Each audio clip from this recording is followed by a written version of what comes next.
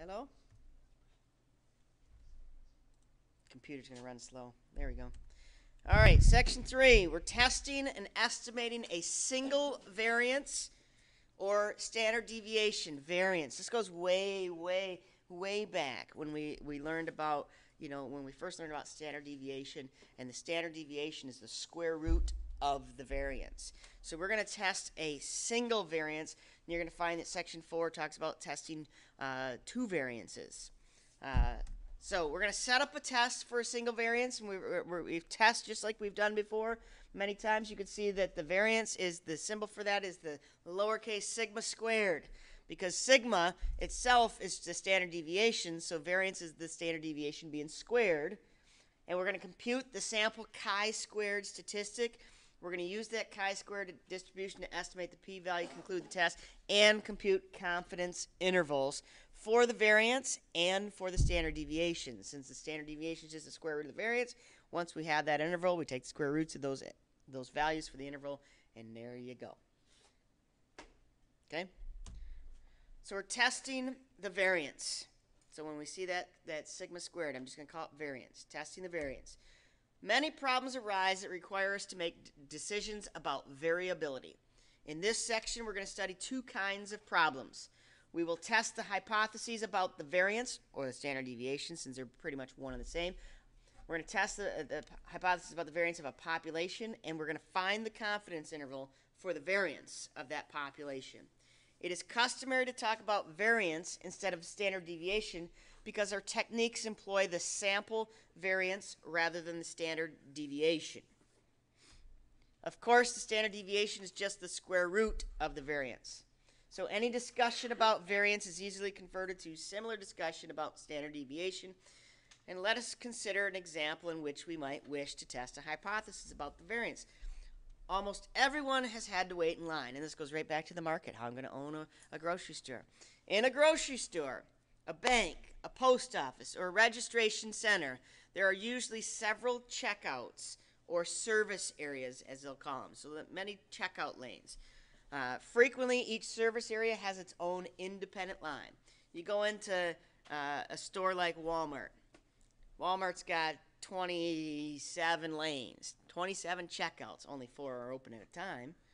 Unless it's Black Friday, then they're all open, including the jewelry counter, which, by the way, if you got 1 or 2 items and you're on Black Friday, go to the jewelry counter. You can be in and out. I went there this past Black Friday, middle of the night, and boom, boom. We were in, got the 2 things, out, less than 20 minutes. Less than 20 minutes. But we checked out the jewelry counter.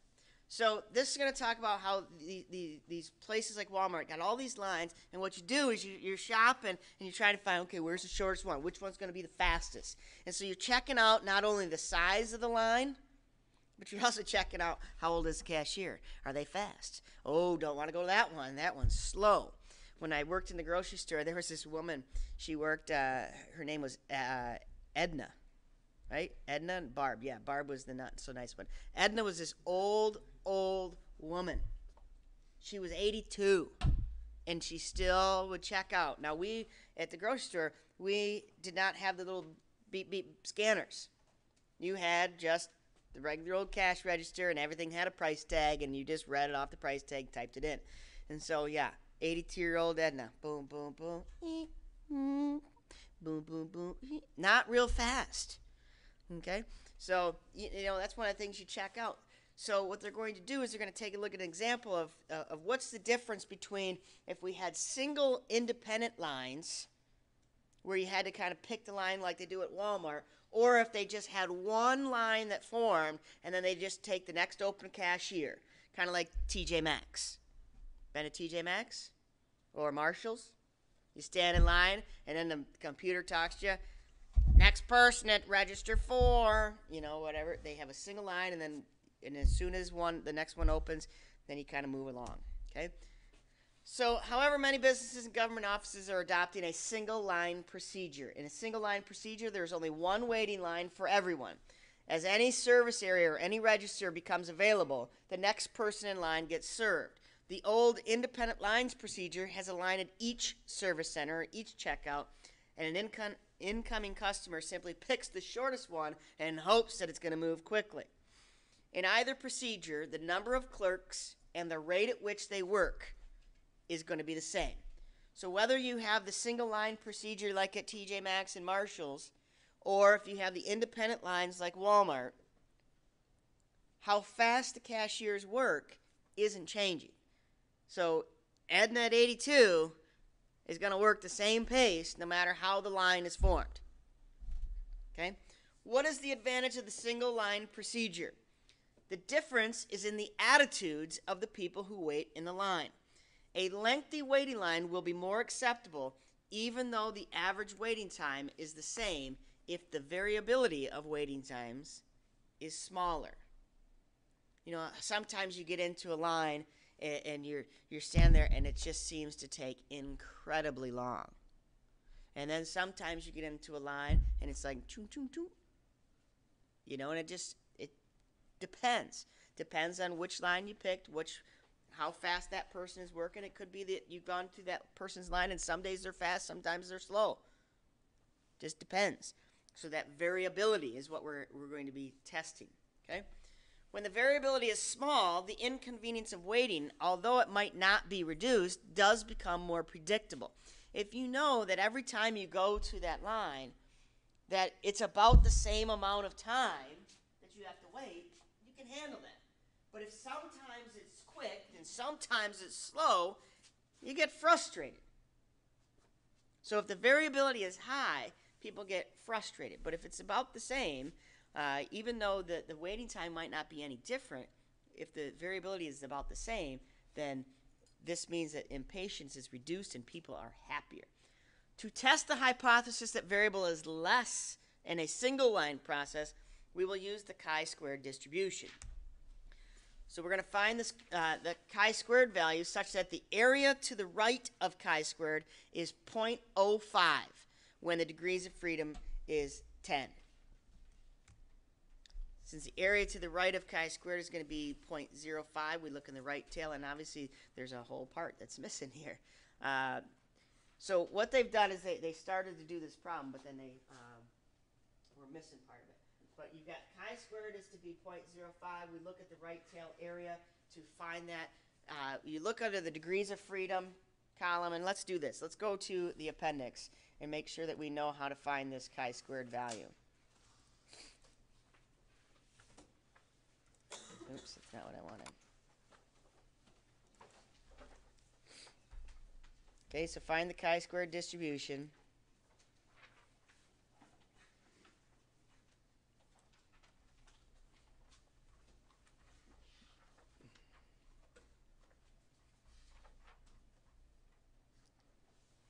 And the degrees of freedom was 10, so we're going to be in this row here. And we're going to look to see where the right tail area was 0.05. So we find that the area at the top, 0.05, we follow that down and we see our chi-squared is 18.31. So we find our 0.05, we go down and we find that that is 18.31 is our chi-squared value.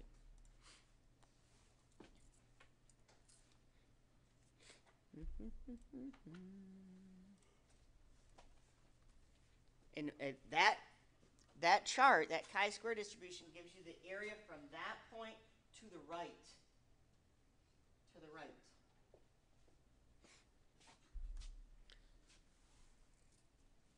Okay, when the area to the left of chi-squared is 0.05, then the corresponding area to the right is 1 minus 0.05 or is 0.95. So then they can look in the right tail area for 0.95 column with the degrees of freedom 10, and they can find that chi-squared being 3.94. So if we're doing a left-tailed test, because that curve, that the chi-square distribution gives you the area to the right, we've got to find that value and do 1 minus that, and then look up that area and find the chi-squared value. I don't know if that makes any sense at all. Somewhat? No? So here's how they're going to test the variance. You first need to know that a random variable has a normal distribution. In testing the variance, the normal distribution must be strictly observed, whereas testing means we say normal or approximately normal. Next, you need a random sample that's size of at least 2 or bigger. So we're going to have a sample of values from the X distribution, which you then can compute the sample variance, which is S squared. Okay, so the sigma squared is the population variance, S squared is the sample variance. In the context of the problem, you're going to state the null hypothesis and the alternate hypothesis and the level of significance.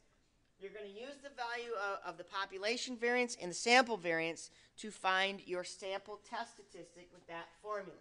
Again, here's a new formula. We just got to use it, not memorize it. So chi-squared is found by taking the sample size minus 1, n minus 1, and we multiply by the sample variance, and we divide by the population variance with the degrees of freedom being n minus 1, or sample size minus 1. We use that chi-square distribution to find our p-value. We compare the p-value to the alpha. We conclude the test and put it into context, just like we've always done.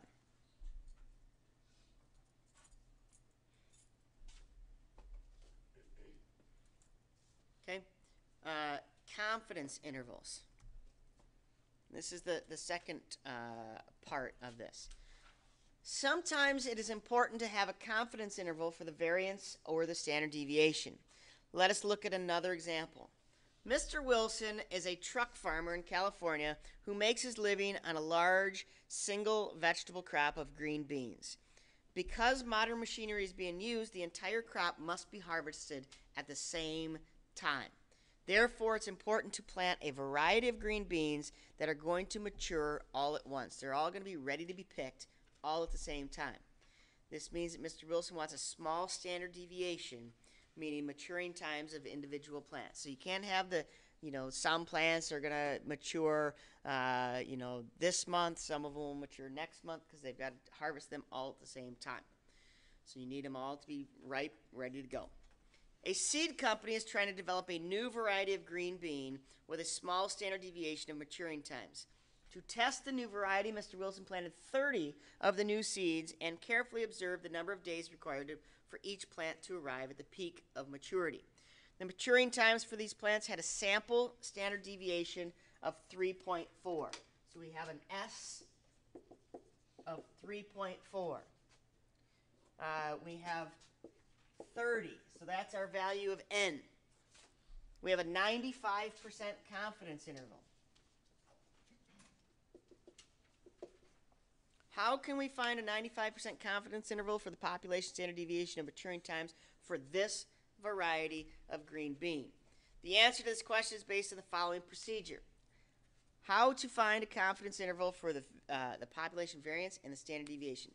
X is a random variable, normal distribution, unknown population standard deviation. Take a random sample of size n from the X distribution and compute the sample standard deviation. They've done that for us. So a confidence interval for the population variation is going to be this formula, this deal here. And what you're going to see is we're going to have the sample size n minus 1 times the sample variance, and we're going to divide by the chi-squared of the upper. That should be the lower boundary, shouldn't it be? Chi-squared u, which is found from the table 7 of appendix 2, which is that right tail area. And then the upper bound, or the higher end of the interval, is going to be divided by the chi-squared of L, which is the left hand, or the right tail area. It's to the left of that. So, anyhow, we're going to use it here. From figure 10 and 12, we see that a C confidence level on a chi-square distribution with equal probability in each tail does not center the middle of the corresponding interval under the peak. This is to be expected because chi-squared curve is skewed to the right. So before, when we had these intervals, we had those areas that it was symmetrical, left and right. This is not symmetrical, because the chi-square distribution is skewed to the right. So we have the area here is 1 minus the confidence interval divided by 2, and this should be, I believe, 1 plus the confidence interval divided by 2. They have 1 minus there. A random sample, n is 30. Standard deviation is 3.4 of our sample. Find a 95% confidence interval. Assume the distribution of maturity times is normal.